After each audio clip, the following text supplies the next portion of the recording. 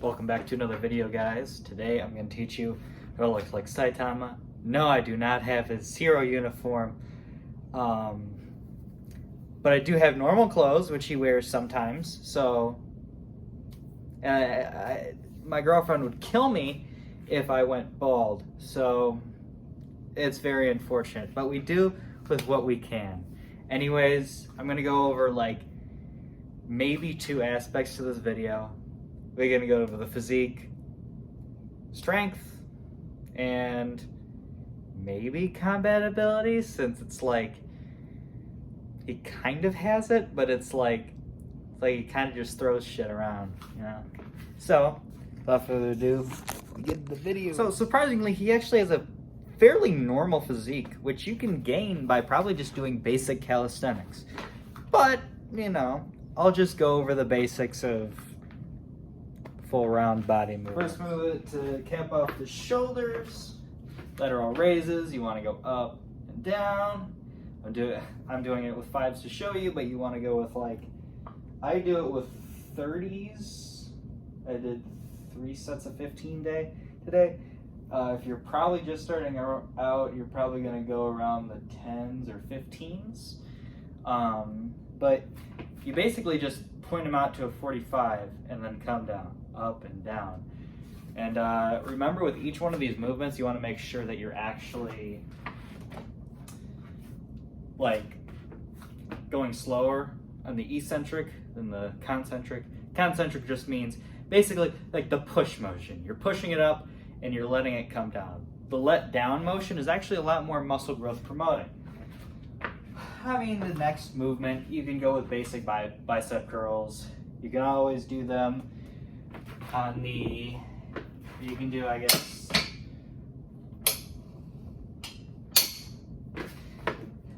kind of like lying bench bicep curls, so like this. These are great.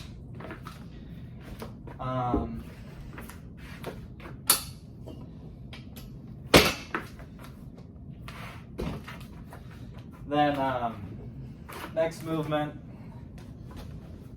gonna go with dumbbell bench press.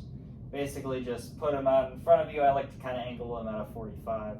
And then you come down, get a nice stretch at your pecs, then come back up.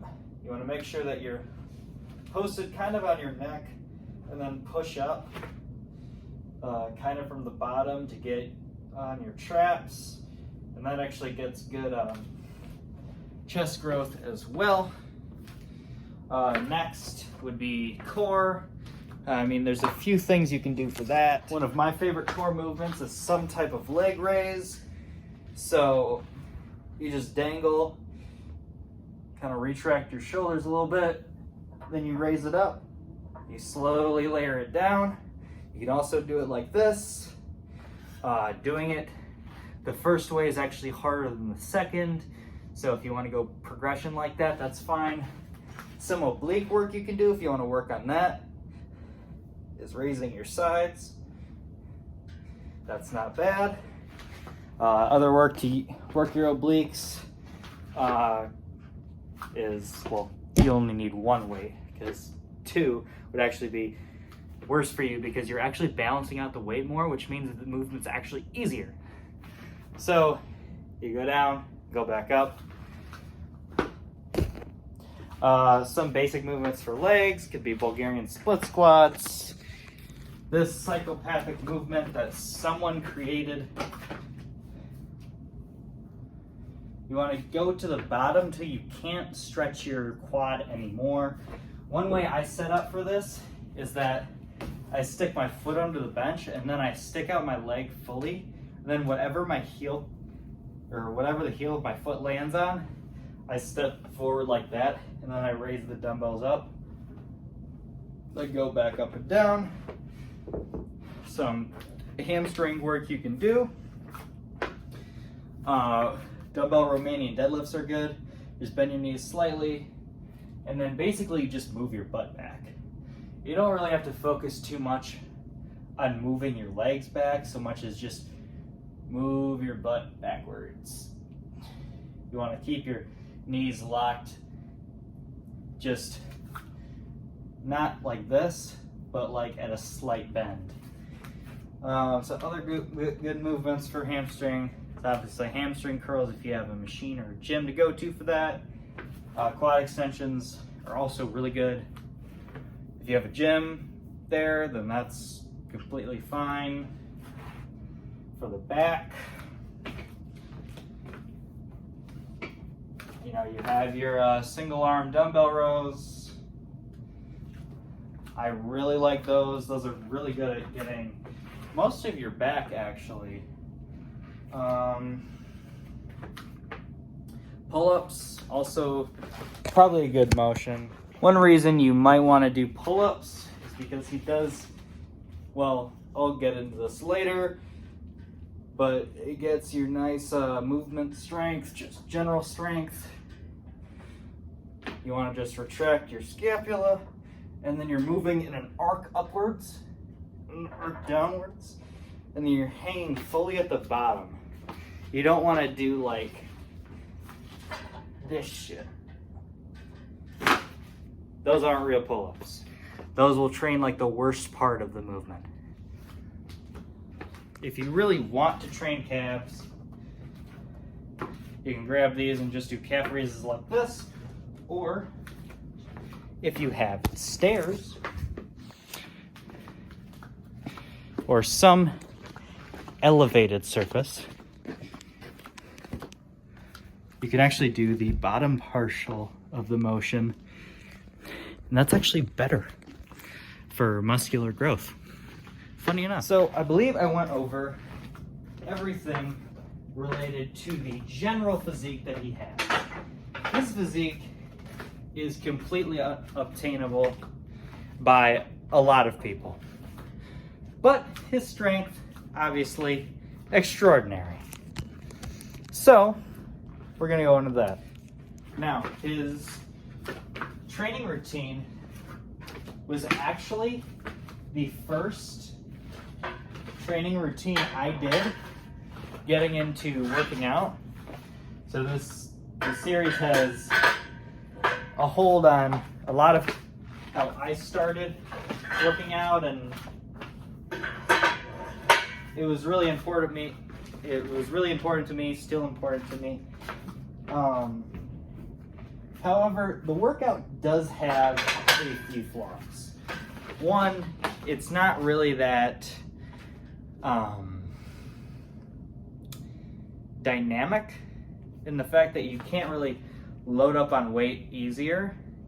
There are a few ways to gain strength like he does, but it is kind of just workarounds to the movements. Like if you find some way to have like a weight vest or, you know, some other stuff, but you know, you can look on a bunch of calisthenics channels for that. I am not the calisthenics guy, I'm the powerlifting guy. And kind of a bodybuilder guy, but not really. So, major points on the bench press for strength training. You want your eyes in parallel with the bar, and you want to be posted up on your traps to create that nice arc. And then you're pulling your feet back as far as they can go, and to the bench as close in as they can be. And then you want to make sure your feet are also flat the full time. You push out, and you kind of want to flare your elbows in, because that's actually more powerful and better. So, a lot of things you can do. Grip the bar as hard as you can. That gives you extra power. You lower it down, and you don't want to let it sink into you. That'll make the movement worse. You just kind of touch it to your chest, and then you push up. You just lower it down, not that slowly, but at a moderate slowness, like a good slowness. And then if you want to get extra power and kind of cheat the rep, but not really cheat the rep, you can actually unclench your butt and then clench it at the end to get a little bit extra power. That's for like competition level though.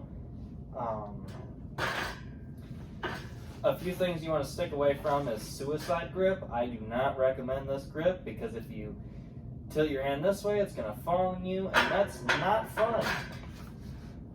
I've seen a few people use suicide grip and they like it. I would not recommend it to anybody. I usually keep my grip one thumb width away from the I wouldn't say the soft part, but just I'll just call it the soft part. One thumb away, and then I grip around, push up, and then this is the kind of tempo I usually have.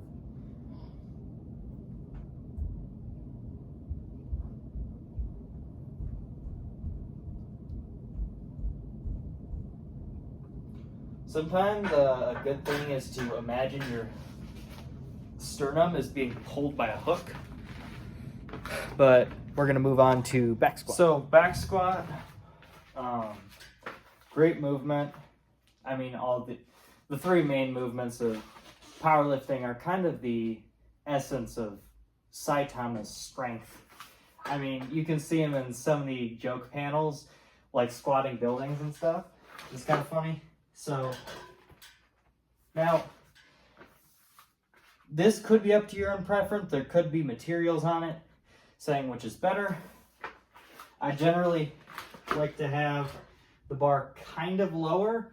This is kind of high bar. I kind of have it around here, just at my kind of just at my shoulders, or I guess my shoulder blades at the back. Kind of a low bar.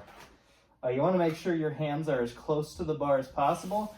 The farther you get away, the more imbalance to the movement you're going to create, and that's generally not good for strength. You want to create as much balance as possible to get the most strength you want, and get to the most out of every movement. So I choose a wide stance. I find it does pretty well for me. You just want to make sure your toes are flared out more, just so that your knees can flare out. One thing one of my coaches back then taught me was that however far you can go with your legs is better, because you get less range of motion for competition, but also it's more of a secure stance. So as long as you can push your knees out, you can go out wider, or however wide out you want. So a few things I do before I go into back squat is that you need to lift it off the rack with as much energy as possible. That usually helps you in the whole squat movement. And with the movement, you want to lower yourself and raise yourself. You want to make sure you're getting at least parallel. So again, also I'm bracing my core. So brace the core, then you're going down, you're going back up. Brace the core, go down, go back up. Sticking out your butt actually helps a lot with this movement, so I also recommend that. One movement that's right here that I can show you is the overhead press. That's a good one for overhead strength, obviously.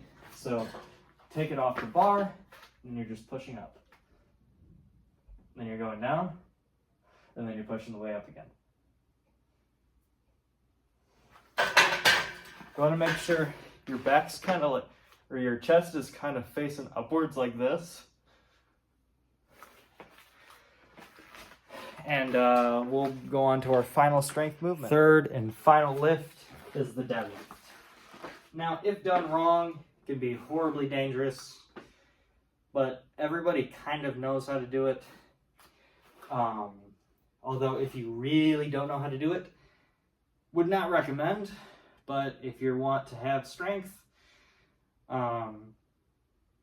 it's kind of necessary. It's the best movement for overall general strength ever, because everybody picks things up. So I do conventional. Some people do sumo. I'm not going to go over that since I don't do that. but you want to make sure it's parallel. You want to make sure your feet are parallel with your hips, and you want to make sure your feet are facing forwards. After that, you're going down and you're gripping under the bar. You're using the pad of your hand and you're kind of pushing it under the pad. So I do switch grip, which is basically over under, and then I twist it up to lock it in place. I squeeze the bar, and then I lower my hips and I straighten out my back, and then I go up. And you want to make sure you're thrusting forward.